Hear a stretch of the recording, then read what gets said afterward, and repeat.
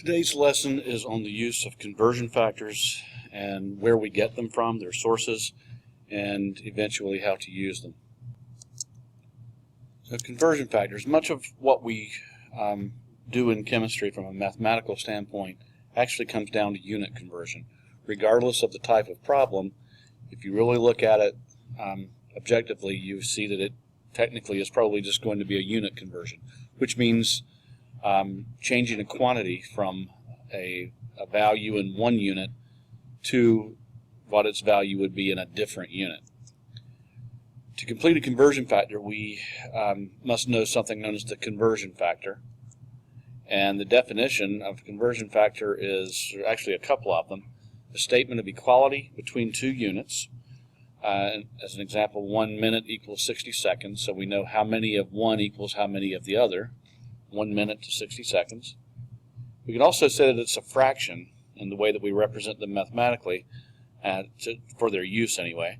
A fraction containing the units of interest in the numerator and the denominator, and we also have that the fraction is equal to a value of 1. So looking at this, we can say this is a conversion factor. 1 minute equals 60 seconds. So we want to see how we can convert this into the fraction form, because this is just a statement of equality, but we can also, as I said, convert that statement of equality into a fraction that's equal to 1. To do that, we'll divide each side by 60 seconds. And when we do that, what we find is that, pen here, what we find is that our seconds cancel, and the 60s also cancel over here, so this fraction becomes 1. So canceling,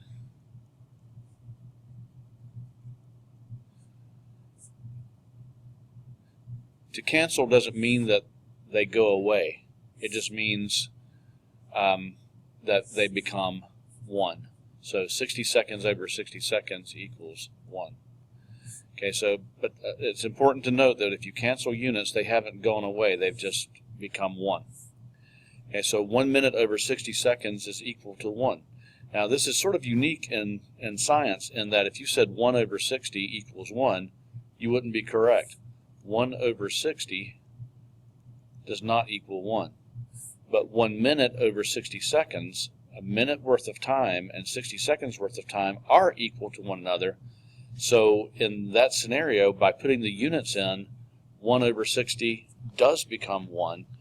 And this is, as I said, this is a little different than what you might see in math. This would be true in math, but when you add the units to them, the quantities are equal, therefore they are 1. So what's the reciprocal of 1? If we have 1 minute over 60 seconds, then what is 60 seconds over 1 minute? And the reciprocal of 1 is, of course, 1, so 60 seconds over 1 minute would also be equal to 1. So we actually have two statements of conversion factors. This would be the conversion factor, and this would be the conversion factor, represented as a fraction that happens to be equal to 1. And of course, we can multiply this fraction by some other value, and since we're multiplying by 1, we're not actually changing how much we have. We would only change the unit. So in class, we just finished a presentation and activity on graphing. And graphs have quantities such as mass versus volume, and those graphs are linear. Many graphs, at least, are linear or direct proportions, and in these cases, the slope is of particular interest. So when we graph something, we are particularly interested in the slope of linear plots. So what is the meaning of slope? Well, the meaning of slope is that it is a rate of change of the y variable per the x variable. So it's how fast y is changing compared to x. So it's a rate. It doesn't have to be time involved when we say rate. It's just the rate of change of one variable compared to the other. And it's always y over x. For instance, let's suppose we have this graph. And let's take a look at a couple of points. We're going to imagine that these go directly through intersection points. Let's look at these 2 points. Doesn't matter really which points we choose because this is a linear plot, so the slope will be the same anywhere. So we've got here the slope, or m, is equal to y2 minus y1 over x2 minus x1. And that's going to give, see, y2, we'll call this point number 2, and we'll call this point number 1. So this point has xy components of 1 and 40. This has x and y components of 0.5 for the x, 20 for the y. So we're going to say 40 grams minus 20 grams over 0.5, 1 milliliter, or 1 cubic centimeter, minus 0.5 centimeters cubed. Pardon the mistake out here. So that gives us a slope of 20 over 1 minus 0.5, which would be 0.5.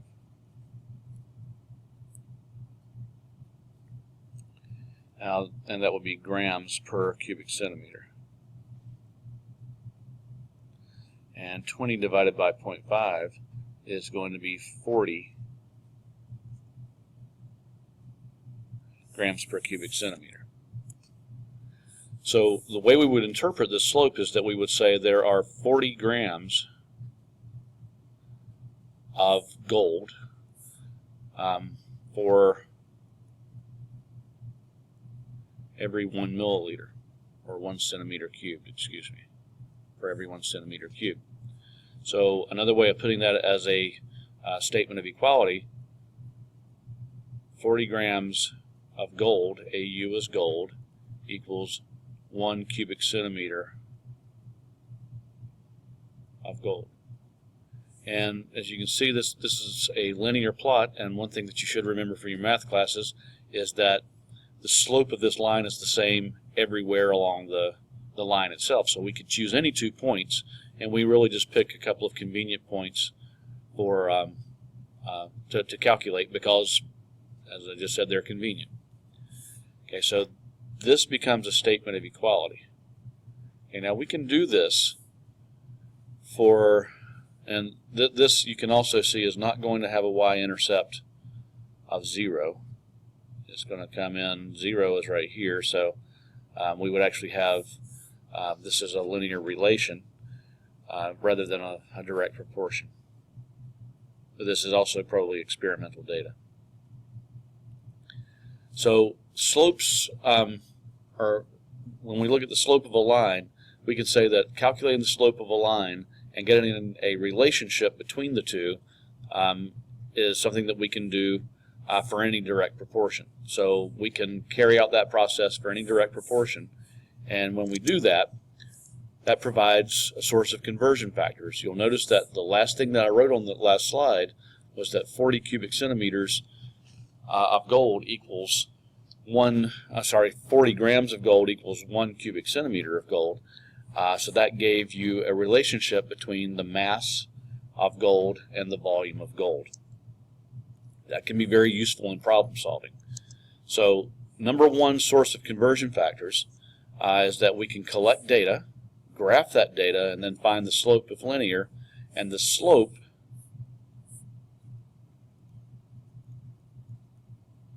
represents a conversion factor.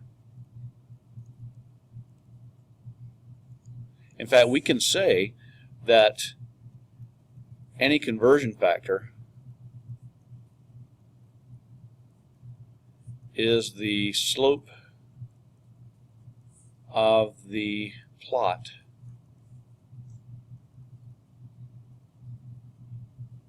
between the two variables.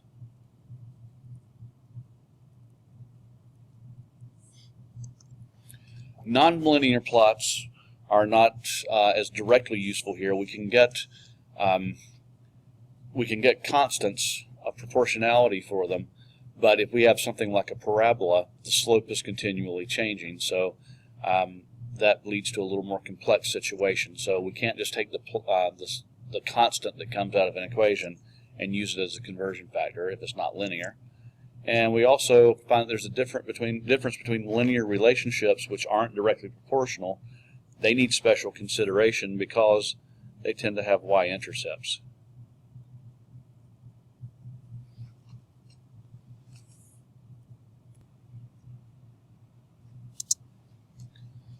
So slopes are constants, so we'll actually find that in chemistry we have multiple uses for these values, and we'll introduce those along the way.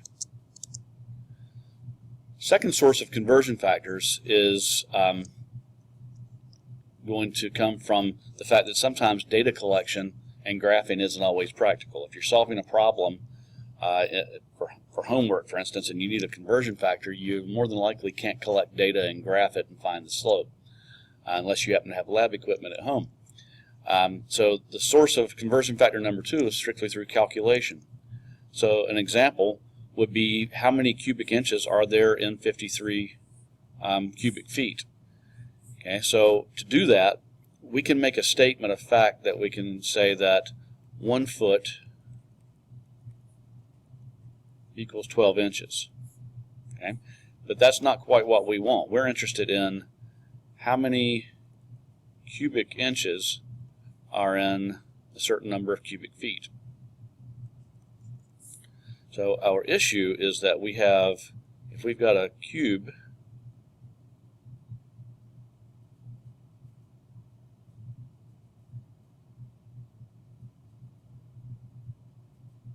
or something that's rectangular solid at least,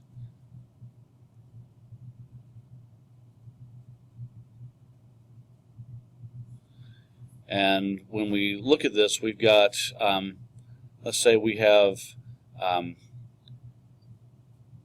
5 inches along this side, but along this side we have 3 inches, and along this side we've got 3 inches. We can't just convert one dimension. We actually have, this is a three-dimensional object, so we have 5 inches, 3 inches, and 3 inches. So to be able to find, we can't go directly and say 1 or 12 inches cubed equals 1 foot. We actually have to look at this from a cubic standpoint. So the way we can get to inches cubed is, well, we've got inches, let's cube it.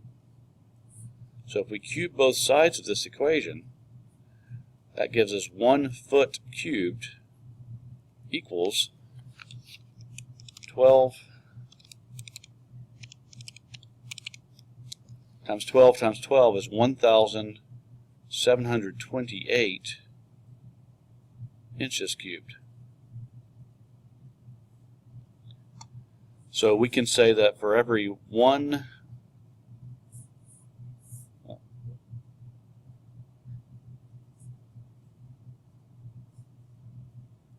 cubic foot, we have 1,728 cubic inches. And then if we manipulate this so that we have fractions, we can say 1,728 cubic inches is equal to 1 cubic foot.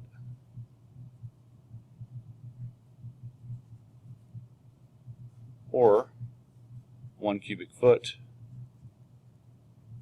is equal to 1,728 cubic inches. Either of those fractions is equal to 1 because those two things are equal to each other. So that came from a calculation. It wasn't so obvious. The inches to feet, we probably would know that conversion factor just from having worked with a ruler, but cubic to cubic is different. Okay, another source of conversion factors involves looking up a quantity. So we can actually look it up on a reference source. As an example, how many ergs are in a joule? Well, to do that, all you would do, you could go to various sources. You could go to a textbook, You could go to a reference book, or you could go to the internet. And if you actually go into to Google and click to to search something, and you say ergs to joules, do that search, what you'll find is that 1 erg equals 1 times 10 to the -7th joule. Whatever this is, these are actually units of energy. But this is not something that's very obvious. This would not be in most people's common knowledge. So to do that, we're going to have to say go into Google and just search it, and you can find that answer pretty easily. Okay, so this is a third source of conversion factors. Look it up. It exists somewhere. And you also, more than likely, wouldn't have any ability to measure these things in lab and graph between them, so finding the slope that way would also be inappropriate. So some important summary points are conversion factors contain quantities that are equal to one another but in different unit systems. You must use some thought in finding conversion factors and decide which method is best for the situation that you find yourself in at the time.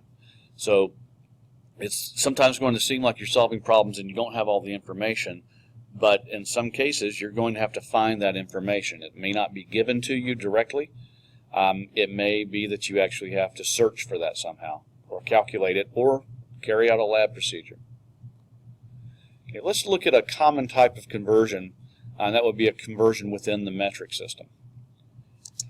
The metric system's design allows you to select a unit that matches the size of what you're measuring. For instance, you would not want to measure the distance from Myrtle Beach to San Francisco in inches, although you could do that and there's nothing wrong with it. The number would be tremendous, and we would prefer to have a more appropriately sized unit. It's just like you probably wouldn't want to give your weight or your mass in milligrams. You would more than likely want to use kilograms for your own weight. The metric system itself is very easy because it's based upon tens, so conversions are easily. We can multiply by tens or divide by tens, and that amounts to a decimal place move, or if we're going to use scientific notation, or a change in an exponent.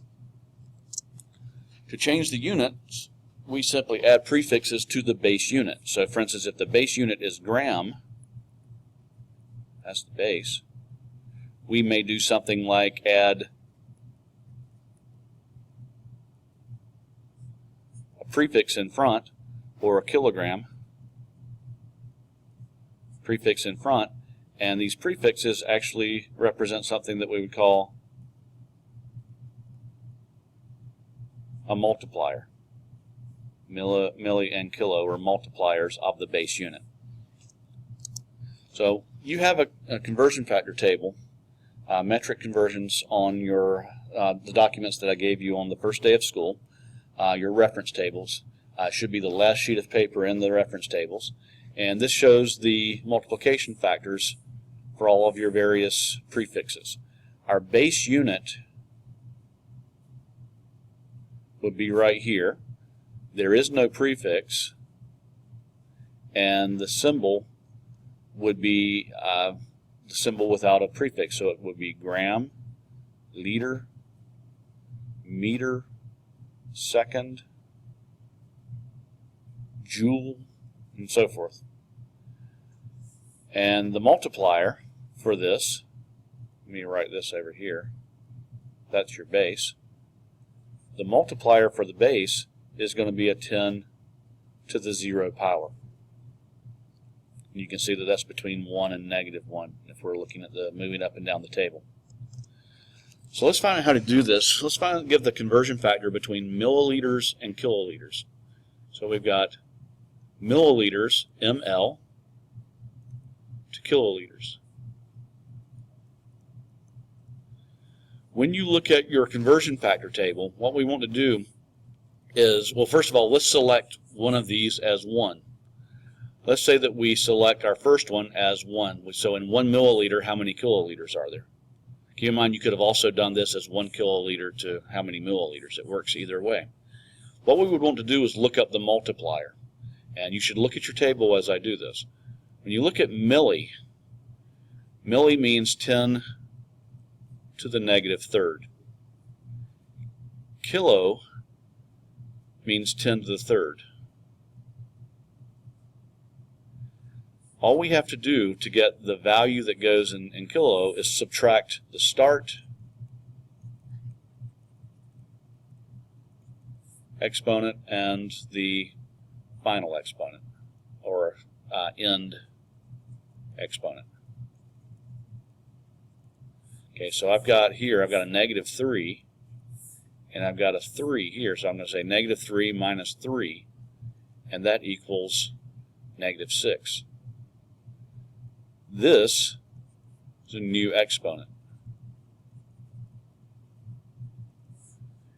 And we would put that in here as 10 raised to the negative 6th power. 1 milliliter is 10 to the negative 6 kiloliters. Okay, so we could then write a conversion factor of 1 milliliter is equivalent to 10 to the negative 6th kiloliters, or 10 to the negative 6 kiloliters is equal to 1 milliliter. So we can use the table and the values off the table to allow us to come up with this.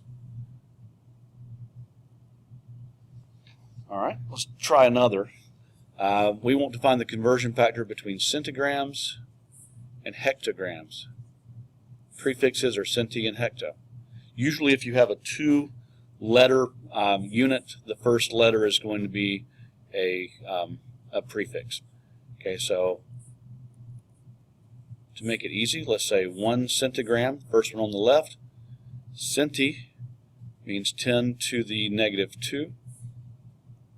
Hecto means 10 to the positive 2. So we've got, as to find our new exponent, we're going to take negative 2 minus positive 2. That equals negative 4. So our new exponent is going to be 10 to the negative 4. The negative 4 right there. So our conversion factor, 1 centigram per 10 to the negative 4th hectograms, or 1 hectogram, 10 to the negative 4th hectograms per 1 centigram.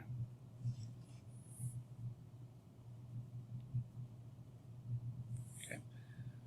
Let's give the conversion factor between megameters. Mega is capital M meters, and decimeters. Deci is D, lowercase d. Make sure with mega that you make it capital M, because milli is lowercase m. Okay, so we have 1 megameter is equal to how many decameters? Okay. Mega, from your table, means 10 to the 6th. That's 10 to the 6th base units.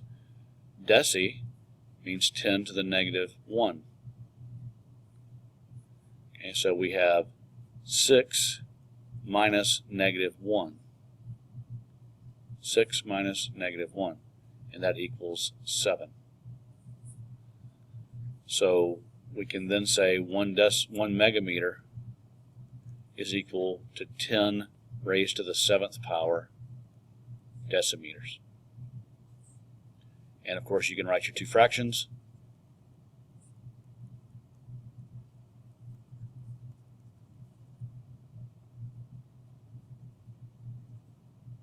(10 to the 7th decimeters over 1 megameter).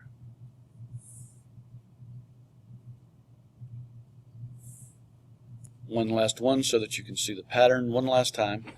We want to give the pattern, or the conversion factor, between how many exaseconds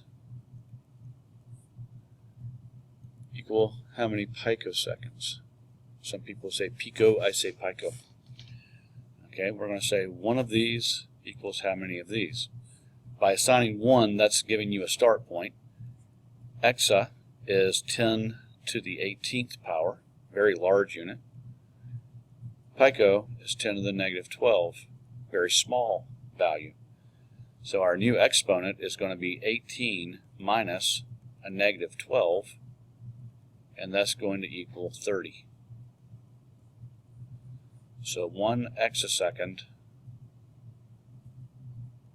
is equal to 10 to the 30th power picoseconds. And of course you can write your two fractions from there. That completes this video. You will receive some problems in class related to the video.